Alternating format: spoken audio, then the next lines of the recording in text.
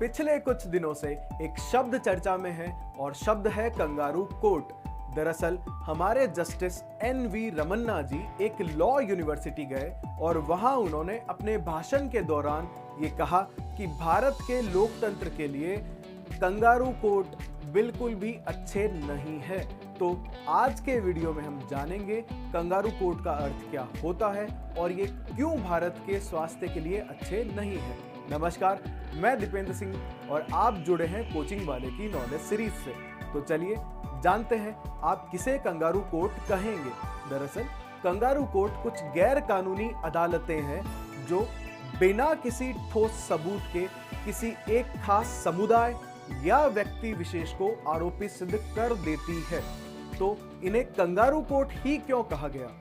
आपने देखा होगा कि कंगारू जिस तरीके से उछल कर चलता है, ये अदालतें जो कि गैर कानूनी है, ये बिना सबूतों के सीधा उछलकर आरोपों को सिद्ध कर देती है। इसकी शुरुआत जो है वो हमें अमेरिका के कैलिफोर्निया में लगभग 1850 के आसपास दिखाई देती है, जब वहां गैर कानूनी अदालतों को कंगारू कोर्ट कहा गया था। चलिए अब हम इसे थोड़ा आसान भाषा में समझने की कोशिश करते हैं। आपने आजकल न्यूज़ चैनल्स के ऊपर कुछ बहस होते देखी होगी जिसमें दो पक्ष आमने सामने रहते हैं और एंकर कुछ लोगों की भावनाओं या हम यूं कहें बहुमत के आधार पर किसी एक खास पक्ष को आरोपी सिद्ध कर देता है। आपके सामने कुछ हालिया उदाहरण है, जैसे आर्यन खान केस है जिसमें मीडिया द्वारा आर्यन खान को पहले ही ड्रग्स का आरोपी घोषित कर दिया गया। सेम केस हमने सुशांत सिंह के मामले में भी देखा, जब रिया चक्रवर्ती को बिना किसी ठोस सबूतों के पहले ही इन कंगारू कोर्ट्स द्वारा आरोपी सिद्ध कर दिया गया। ऐसा सिर्फ न्यूज़ चैनल्स ही नहीं करते हैं। आपने कुछ खाप पंचायतों के बारे में भी सुना होगा जिसमें कुछ लोग बैठ के बहुमत के आधार पर फैसला सुना देते हैं। जैसे हरियाणा में आपने सुना होगा कि कुछ खाप पंचायतों द्वारा लड़कियों के जीन्स पहनने, मोबाइल रखने पे प्रतिबंध लगाया गया था। तो क्या इन कंगारू कोर्ट्स को रोका जा सकता है?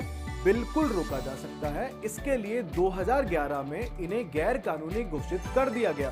तो इनके पास में ये ताकत आती कहां से है? देखिए, भारत का संविधान आपको ये आजादी देता है। भारत के संविधान के अनुच्छेद 19(1) में ये बात लिखी है, आपके अभिव्यक्ति के आजादी की, यानी अपनी बात रखने की आजादी की।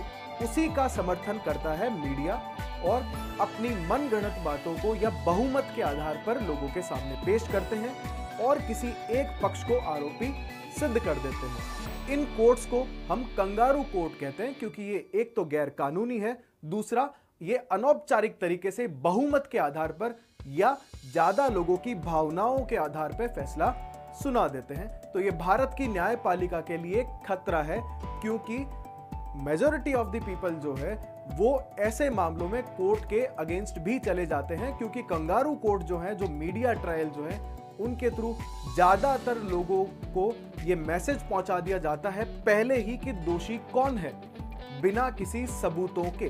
तो इनको रोका कैसे जाए? देखिए, आज के टाइम में मीडिया की मॉनिटरिंग करना काफी मुश्किल है, क्योंकि भारत में आज के समय में लगभग 300 से 400 न्यूज एजेंसीज है जिन पर डेली नजर रखना काफी मुश्किल काम है। इसके लिए भारत सरकार को चाहिए कि वो एक स्वतंत्र संस्था बनाए जो पूरी तरीके से मीडिया पे निगरानी रखे, उसे रेगुलेट कर सके, ताकि मीडिया की साख बची रह सके।